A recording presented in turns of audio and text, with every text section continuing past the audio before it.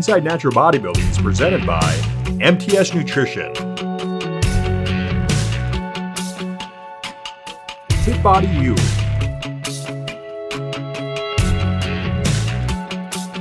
Chosen Athletic Apparel,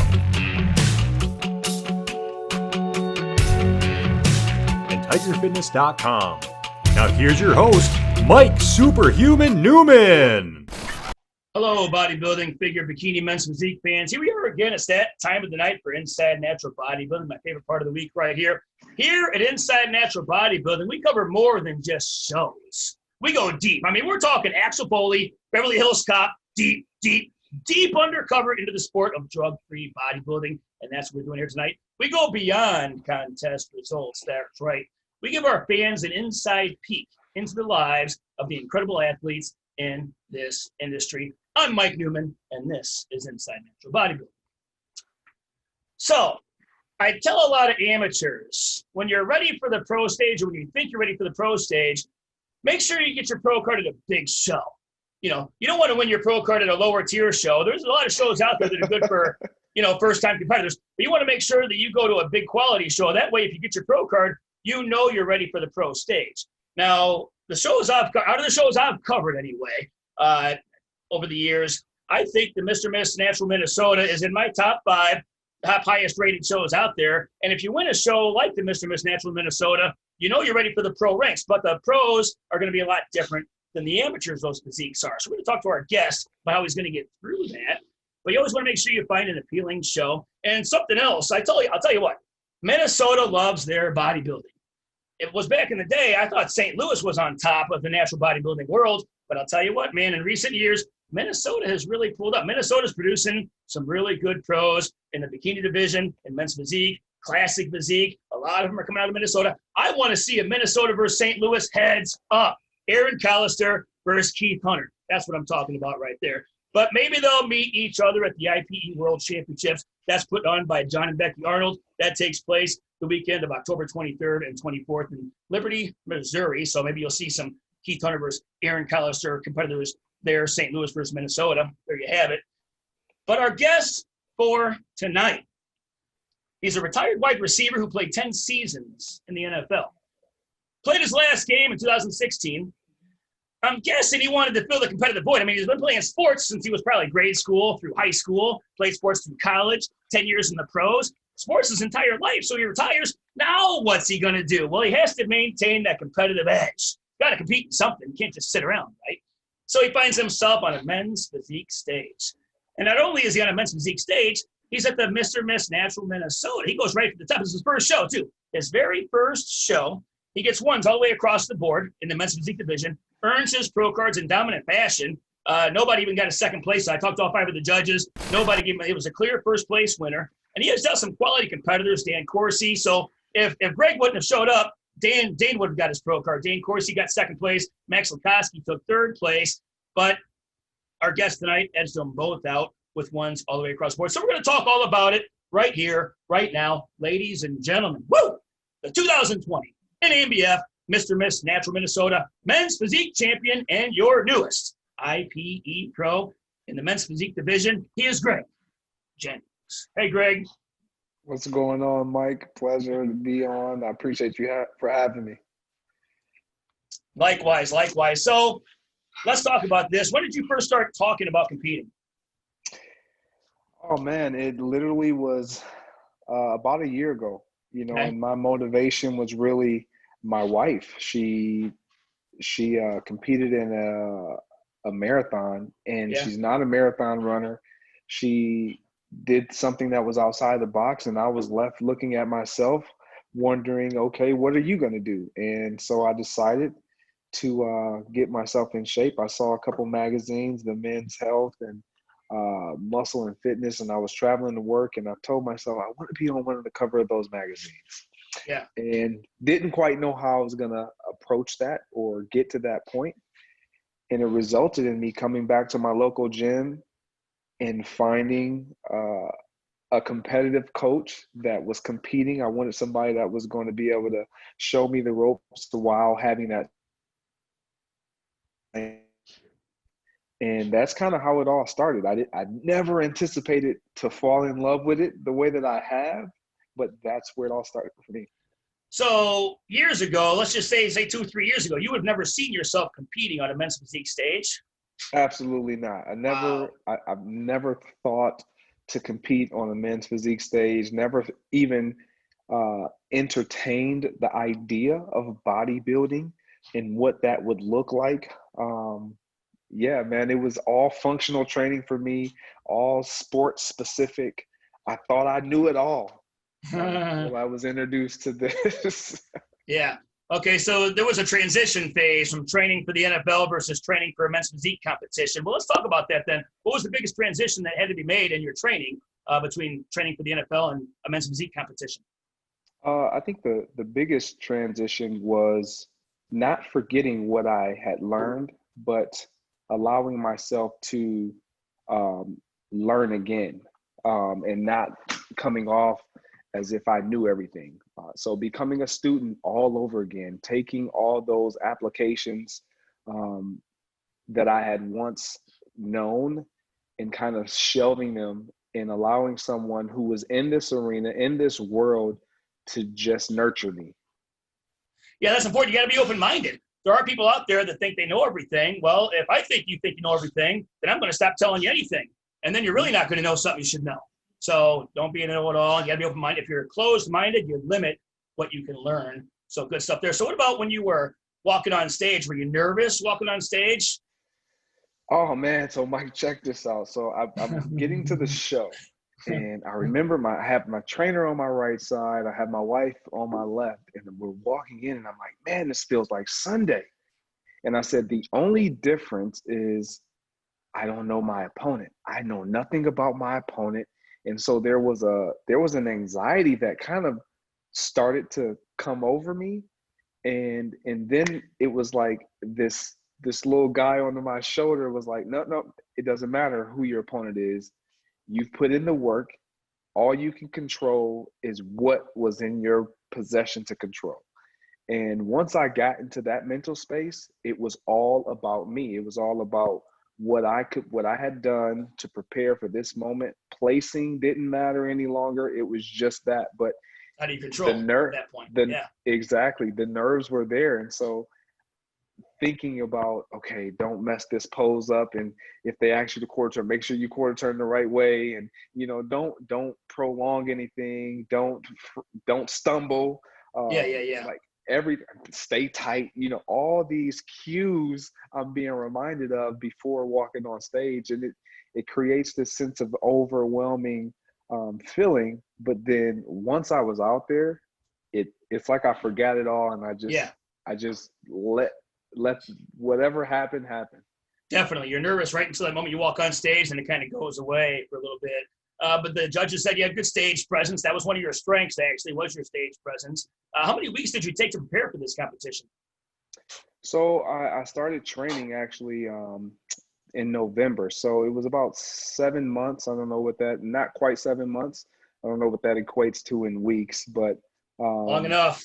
Yeah, that was long enough. And to be honest, I didn't start with a show in mind. I just wanted to start training to get my body acclimated to hypertrophy and just a different style of training, and to bulk, to put on weight and put it on the right way. And then about halfway through, we decided for a show. So I would say about 15 weeks out, we decided on, okay, let's do Mr. Mrs. Natural Minnesota. And actually some guys in the gym kind of talked me into doing it. I didn't think I was up for it, because you're thinking about all the competitors and the show being a larger show, as you mentioned. And I'm like, I don't know about that. And that's how it kind of came about. Okay, well, good stuff. Well, again, you learned already that posing can make a difference. Even if you have even up in the pro ranks, you could have the 5th best physique in the class, but get 1st or 2nd place if your posing is where it needs to be. So you can't just bring the best physique to the stage. You got to give the judges the illusion that you've got the best physique on the stage. So did you hire a posing coach to get you ready for this? And what did you guys go through as far as practicing posing is concerned?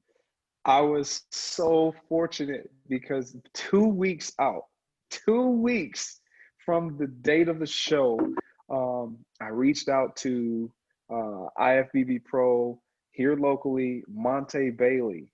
Okay. Who we like Monte Bailey? Who competed in Mr. and Mr. Natural Minnesota, competed in Mr. Universe. He was a natural guy initially, started out on that side. He went up the ranks, and I went in with him, and he was like, dude, have you not been posing? I'm like, I haven't done any pose. I was posing, but I didn't have a coach. I didn't have anyone to kind of tell me and the cues that went behind posing.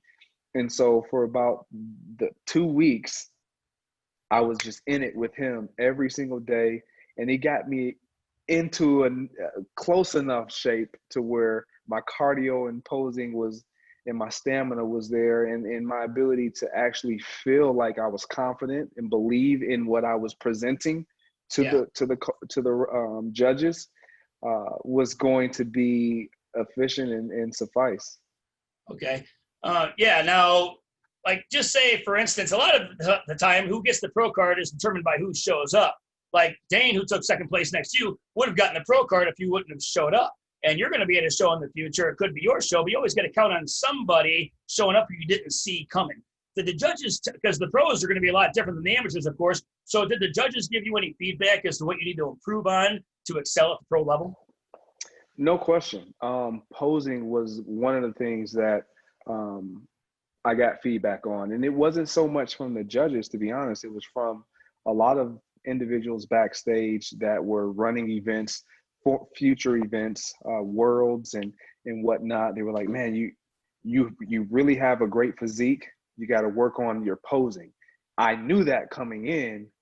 And fortunately, I was able to still win, but it's been something that I've been hammering now for my next show. Okay. Did they say anything about conditioning at all? What did the judges say about your conditioning?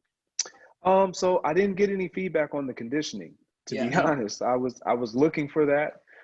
Didn't get any feedback on the conditioning, although I felt like my conditioning was poor because we were out there just spinning and twirling. And so I know that I can improve there. And I'm one that's always of the mindset and the mentality of it really didn't matter what they told me. It does. It definitely matters. I don't want it to come off that way, but I always feel like there's room for improvement in every area. That's what allowed me to be successful in football.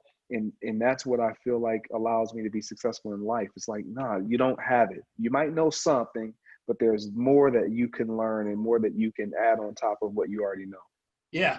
Well, there's always something. Well, if you decide to go to the pros, you're going to run into guys like you got Denario Moore at the next level. You got Josh Sinclair. You got John Suey, Will Long. To compete against guys like that, which you could see in men's physique at the pro level, what do you think you need to improve on the most to compete with those guys and place towards the top half of those classes? Well, I think a couple things. I think number one, we mentioned posing and the cardio that goes along with that. And why that is number one on my list is because the judges told me, and I know I have a presence about me. I can entertain.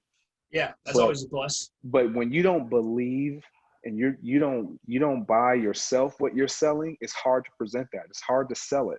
And so that's what I want to do. I want to get to the point to where I'm so confident in my posing and I can sustain because my cardio is up. It's there to where there is no doubt in my mind that I'm able to put out the best me possible, not just the best physique, as you mentioned, but the best presentation of my physique that I possibly can. So that's first, second, and third, to be honest. And then just the little things. The details. Focusing on the details. No question about it. The details. I felt like in my last show, my only show, I could have come in a lot leaner. Again, my first go around. So there was a lot that I needed to learn, a lot of abs and flows that I didn't expect and anticipate that I now have kind of learned how to push my cardio. Where can I push it when it comes to even my caloric intake and that deficit that we all have to go through. And so those are things that I've been really locking in on and just opening up. Like because of sport, I'm so like tight, and it's like getting that body work and freeing up those joints to where I can get to those poses, those positions almost effortlessly without really intensely flexing. Yeah. Because, and that's one of the things that I noticed even now, was there are some poses that I just struggle with because I don't have the range of motion. And so just working on little details like that. Yeah, I think stage presence is way underrated. Everybody's so focused on bringing the best physique, they don't even think about the posing. Some people don't even have a posing coach, or they get winded up on the stage, and that posing sets everybody apart. Every single show I'm at, I see first and second place separated by posing. So you can have the 7th best physique, but place first, second, or third if your posing just stands out. So that's a good goal to have right there, to focus on that stage presence. So let's talk about what's next for Greg Jennings. I mean, you got your pro card. Are you going to use it this year? You're going to take a year off and have a good off season. You're going to get more conditioned and see what you can do in the World Championships this year. What's your plan? Man, I got the bug. I got to keep it rolling. So the plans are to participate in my pro debut here in Minnesota, in Duluth, at the Minnesota Mayhem show. Okay, that's a good show. Leif Anderson. And so for me, this is a show that, you know, after doing my research, it's a big show. It's one of those shows where it's a growing show too. No question. You got to bring it. And this will be my opportunity to really compete against some guys that are going to make me work for it. And I believe, I come up with the mindset that I'm going to try to make whoever I'm competing against work for it. So I know a large and part of that is all about the posing and the presentation. Here we go again. It's those same things come up. Yeah, it's underrated, but it's overlooked, and it's something that competitors focus on. They would start placing higher. But yeah, the Minnesota Mayhem is another show so there's 2 Minnesota shows in my top 5 of the shows that I've covered over the years. Both the Minnesota Mayhem and the Mr. Miss Natural Minnesota are both in my top 5. I got a Keith Hunter show in there as well, and a couple others. I'll tell you guys that's a whole other video. But Minnesota loves their bodybuilding, and the Minnesota Mayhem is going to take place this year on October 10th. That's right. Now, I'll actually be there too, so I'll see you there, Greg. Ah, nice. Minnesota Mayhem, deep lineups this year. Entries are flowing in right now as we speak. And it's a super pro qualifier as well, so all open class winners get their pro card, because that's how big of a show it is. And there's only 2 major championships at the end of this year. You got the IP World Championships and also the Natural Olympia taking place the weekend of November 12th at the Flamingo in Las Vegas. So check out naturalbodybuilding.com for more information on the Natural Olympia. Anything else you would like to add, Greg? Anything you want to go with, and any direction you want to take this? You know, so the plan for me, I'll continue on with the plan. So the plan for me is to qualify for the Natural O. Yeah. That's the plan. That's right. That is the pinnacle. That is the plan, and I feel like I'm in a good position to kind of put myself in the runnings to compete, to get that qualifying slot. NBA. Yeah, man. I'm The pinnacle of natural sports. That's exactly where I'm trying to go. I've been to the pinnacle on one side of sport, and this is a whole nother avenue and arena that I have grown to. I mean, the amount of respect that I have for competitors, it's through the roof. Just knowing what I deal with and go through and put my body through, not only physically, but from a nutritional standpoint, every single day, and the mundane just redundancy of it all, that you have to embrace that process for moments on a stage, moments on the stage. So if you don't really embrace and enjoy the process, the journey, slow down and smell the roses. Yeah, man, and it's been so enjoyable. So I'm excited. Okay. Well, I'll tell you what, the Natural Olympia, the INBA PNBA Natural Olympia, is the biggest international physique competition in the entire world. And it just happens to be taking place at the Flamingo in Las Vegas in November. So it's going to be a huge show. It's going to be my 8th year in a row covering that show. But it's insane because so many competitors come from other countries. I mean, it's hard enough to pull competitors across state lines.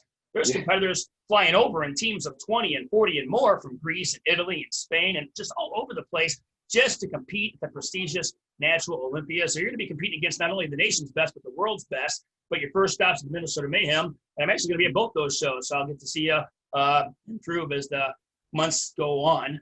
So that takes me into the final questions segment here, unless you have anything to add. Do you play fantasy football?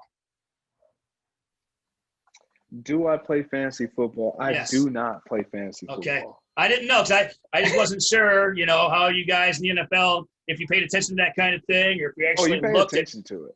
Like, what are the fantasy gurus saying I'm going to do this week? Are they going to say I'm going to have a good week? Do you watch that kind of stuff or no? Or did you when you were playing? Because I am an individual, I work for Fox, so I'm going to be in the booth. I have a full slate of games that I'm going to be covering this year and calling this year.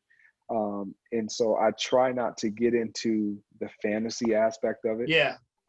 Because I have to look at things from a team perspective and on a week-to-week basis. In fantasy, it's like you ride that hot guy. And you can jump off that hot guy or that hot defense. And I've always looked at it as a player. There's nothing fantasy about it. It's like I want a ball every week. I know. And if I had the opportunity as a receiver, being a dependent position, it's challenging, man. So I never got into fantasy because I felt like, man, I'm not playing fantasy. I can't control my own destiny. I can't control my own output, if you will. So yeah. Well, see, as most kids just dream of being in the NFL. So to them, it is a fantasy. To you, it's reality. You spent 10 years in the NFL, but I wanted to see it from your perspective. And I always kind of wondered that. And I've talked to offensive linemen and guys that don't really, do much in fantasy because they weren't really in the fantasy teams that much, but I haven't really talked to a wide receiver that was a part of it also. I wanted to get your take on that. So you guys don't talk on the sidelines or anything like that. Hey, man, kind of cool off a little bit because if you score too many times, my team's going to lose. I'm sure that surely doesn't go on. Well, talking about teams losing, I don't think that would go over well. If guys are looking like, oh, man, I need him to make this catch. It has happened, believe it or not. It has. Oh, yeah? It has happened before? Okay, so I figured. Yeah, guys in the locker room, they play fantasy. They have teams. They have pots that are waiting, hopefully, for them at the end of their fantasy season. So, if there's a blowout or if we're not performing well as a team or whatever, and you're playing against an opposition, but you have them on your fantasy team, the guys have said, man, I need him to make this catch, or make this play. I need him to score.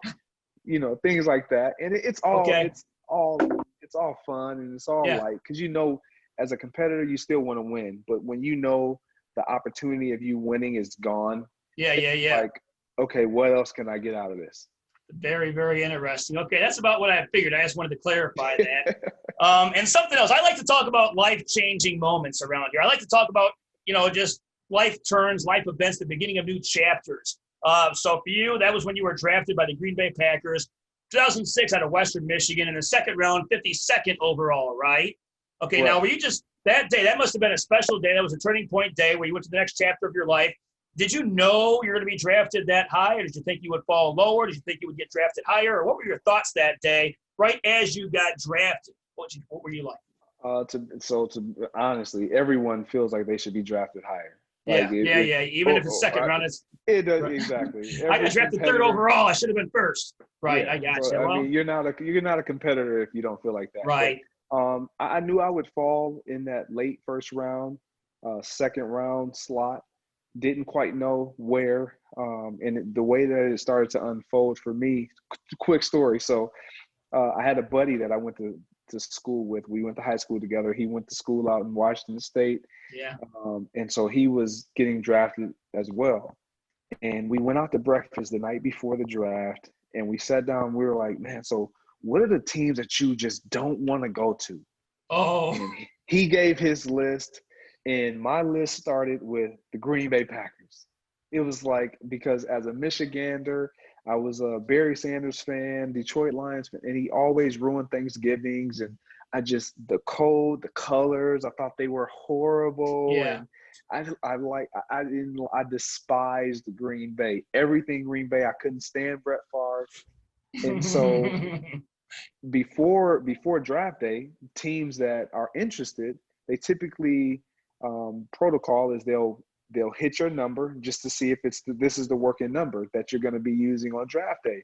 And I remember the day before the draft, Green Bay, someone from Green Bay called my phone and like, is this the phone that you're going to have on draft day? And I'm like, yeah, absolutely. And I'm just thinking, but it happened, several teams did it. And I only talked to Green Bay once. I never met with them, never worked out for them, anything. Wow, they wanted to keep it a secret. But that number, 920 area code, I remember seeing my agent gives me a call. He's like, hey, I think Denver's going to take you here at the 37th pick. It was the second round.